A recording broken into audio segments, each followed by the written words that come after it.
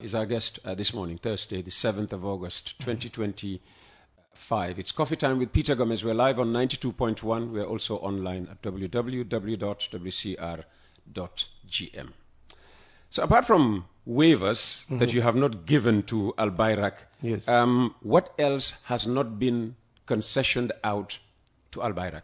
Well, this is very important, Peter, because when we went on our missions to other countries, part of the complaint that we've been hearing from the stakeholders within the ecosystem was that everything was concessioned out to the concessionaires, and then the locals or the respective state institutions were disadvantaged. So we learned from that. And when we came in, it's only the port operations, the containerized, and also the bulk cargo that is concessioned out to Albra. As a government, we still maintain the harbor and also pilotage, which is aid to navigation. That is still in the hands of the government, and any money accrued from that stays 100% with the government of the Gambia. Okay. Yeah, and this is very critical because this is where also you will have a greater say in terms of how vessels are aided to the port, and then the fees that they are paid, the type of vessels, you fix the fees for those ones as a country. So those still are within the hands of the Gambia government. Yeah. So earlier on, I heard about Kawur and Basse, yeah, and I'm sure many people listening, eventually watching, will probably be hearing about these two for the first time. Yes. So give us, a fuller picture of this deal with Albra as to what they are expected to develop, apart from Banjul Port, the deep sea port, Kawur, Basse. Yeah. Any other facility that's been thrown into this deal? The shipyard is one essential area that also is part of the concession for them to fully develop. One of the biggest problems that we have in the region, not only in the Gambia, but not also only in West Africa region, is very good functioning systems at the shipyards to be able to do ship repairs and all other services to ensure that vessels that call on your ports can also do some secure maintenances that meet international standard.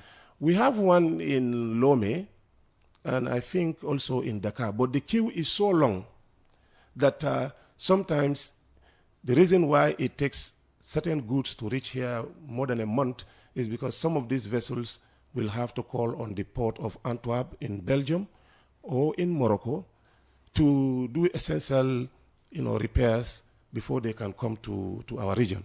Now, if you have a state-of-the-art shipyard, that will not only create huge potential for job creation in this country, but it will bring in a lot of revenue and expertise, because the ships that are coming in the region will know that there is a state-of-the-art functional shipyard in the Gambia that they can quickly run to, do some of those essential repairs, and then move on.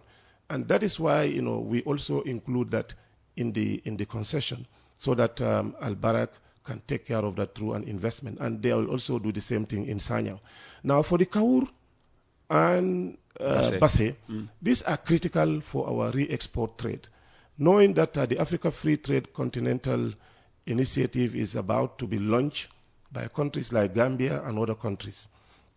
Now, the expected volume of such an initiative is important that you also put in place policy measures, but also, regulatory frameworks and programs that will help you to have an edge in this trade.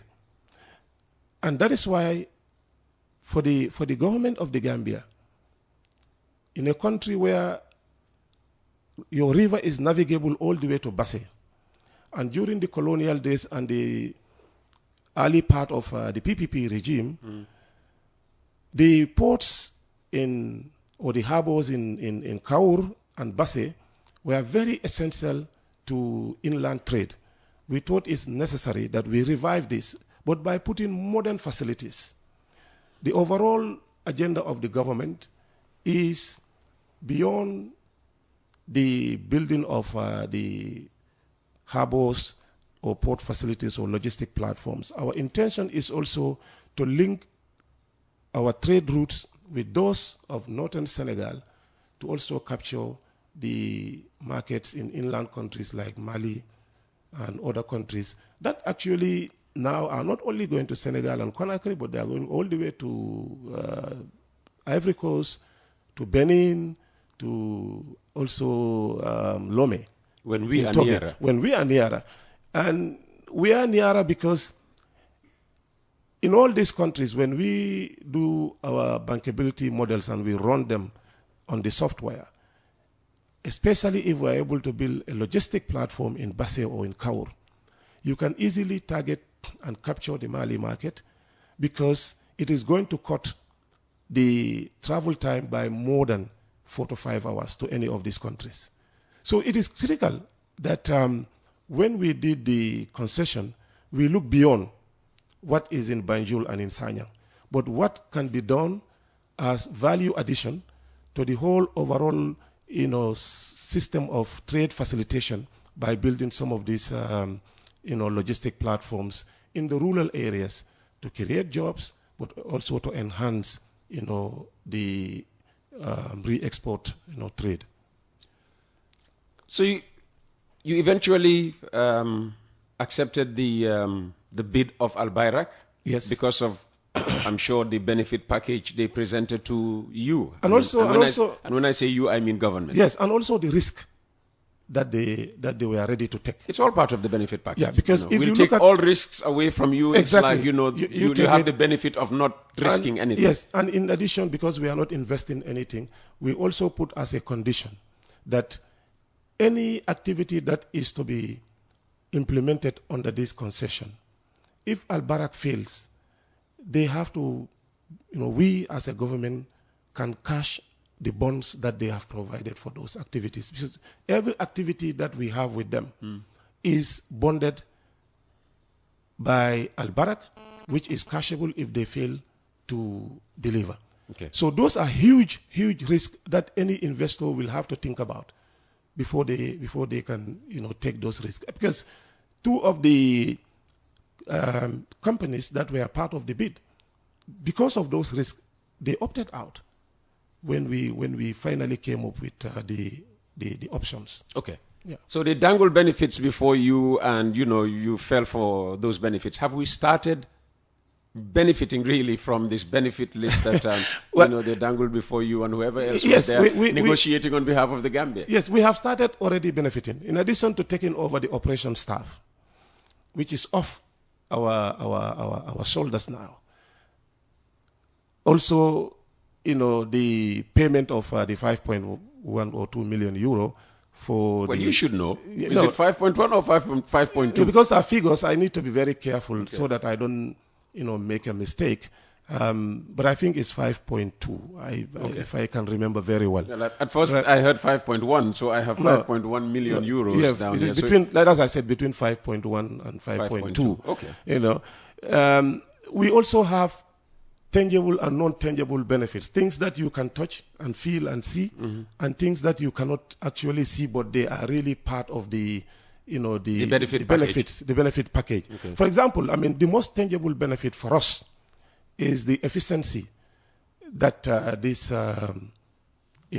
concession has brought about in terms of doing business at the port of Banjul. It was almost immediate. Yes, it was almost immediate because within 3 months they have been able to turn around the operations at the port of Banjul from sometimes waiting up to 25 days for vessels in queue to now waiting for vessels to arrive. To berth at the jetties. Right? Yeah. To now almost within industry standard of maximum 24 to 30 hours. So this has brought in a lot of efficiency gains, not only for the government and businesses, but also for the operators within the ecosystem, like the shipping lines and their allies. So And it has also brought in credibility. So that is why, as a government, we have already, as a sector, as a ministry, written to our colleague, Ministry of Trade, to inform them that now, because there is no waiting time at the port of Banjul, demurrage and other charges should be eliminated, should not be charged on businesses.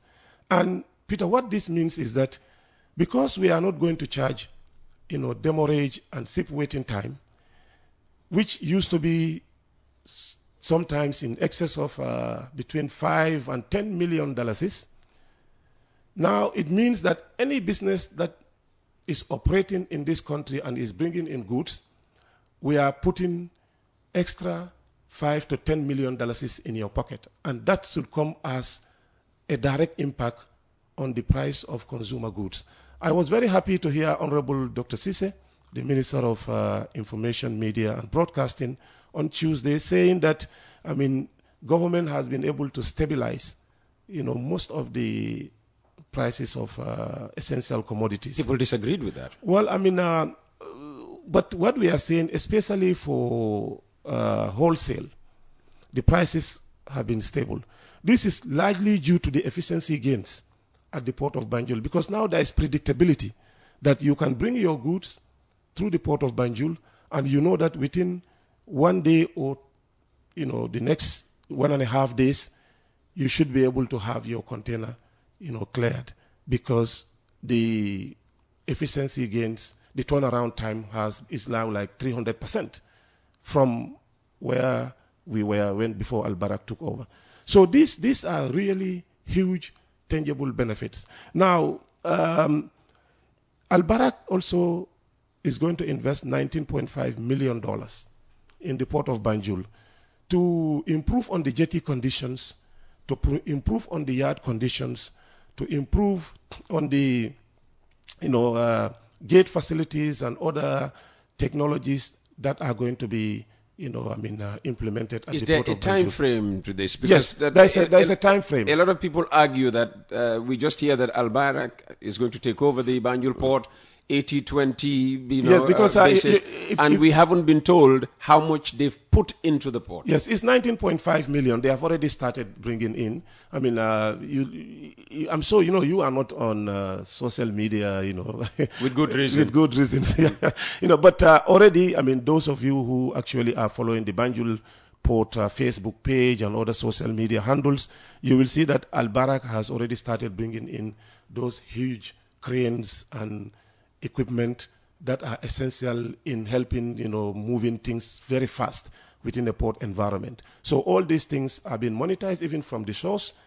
Before they buy, they sit with the management of the Gambia Ports Authority. There is full transparency in this. We know how much everything is costing, and then, the investment. So they can't just bring 2-3, pieces of equipment and say that's the 19.5 million. No, they cannot, because whatever they are going to do, that is why the GPA as the regulator, the Gambia Ports Authority as the regulator, and also the one that sits on this board for the Gambia government, is there for that purpose, to look at whatever Albra is going to do. They raise their invoices or the LPOs, and then they will discuss this with the Gambia Ports Authority, looked at it, and then ensure that there is value for money for them, and then they are okay, and then, they can bring those things to the country. So any investment, anything that they are doing, they ensure that, it is very transparent, and also, they work with the Gambia Ports Authority on those ones. So those are really very big opportunities for the Gambia. Also, the intangibles, those things that you cannot see and you cannot touch, are the risk, because people will say, but what are the importance of this risk? We all know the impact of the corona, the COVID-19 pandemic, yes, and the impact it has, or it had, or continues to still have on trade and trade-related activities. So having a partner running a port facility like this and bearing all those risks, people might not see them as important, but to us they are very, very critical, because in case of anything, the risk are still on the investor and not on the Gambia government. Also, it might be tangible or intangible, but the cost of doing business is now going to be reduced. People will feel it. And then also, when the deep sea port is built, monster vessels or the big vessels that could not, call on the port of Banjul, but are going to all other countries with facilities like this, will also now be able to come to Gambia. So now it is not going to be a situation where those big vessels will be at high seas, and then feeder vessels will go there, take those goods to come to Banjul. So it's like you are paying double for bringing those goods to the country. So those ones are going to be eliminated, because we know that now we have a facility that can really take care of any type of vessel in this world that can also come to Banjul and bring in goods. And that will mean that, more goods will come at cheaper rate than what we have right now. So I don't know how one would classify that as either tangible or intangible, but it's a very important, critical, benefit for the Gambia. Also, the fixed assets, as I mentioned this, the fixed assets, still remain the property of the Gambia government. I mean, Albra will operate in Banjul after the 6 years as outlined in the contract. Every investment, everything that has been invested in that place will remain the property of the Gambia government, and it will be returned to the Gambia government. Then they move to Sanyang, run Sanyang, because Sanyang and Banjul are running concurrently. So it's the same 30-year period. So after 24 years, in Sanyang, the property, the deep sea port, and everything returns back to the Gambia government. So nothing is, and importantly, no single property is used as collateral in this investment. So everything is free from encumbrance, from anything that can be used for collateral purposes by the concessionaire. It's not that that way everywhere else. You have Albra. Yes. I mean, in other countries, they don't have this risk-free arrangement with them. No. In fact, if you look at neighboring countries that have arrangements like this, the risks are always evaluated and then shared between the investor and the state. So we don't want to be in that type of situation, first because we are a small country. And also,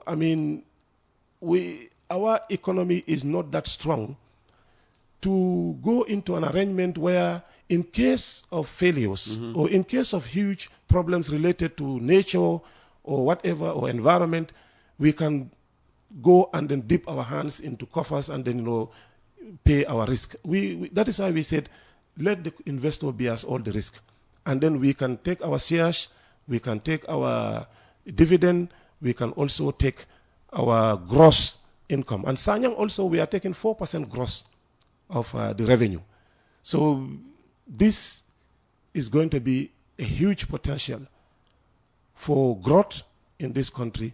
And I want to clarify that we have not mortgaged anything, because the concept of mortgage, as I understand it, is where you come and then put probably something as collateral, and then you are given an investment or funds, and then they are run or used on your behalf.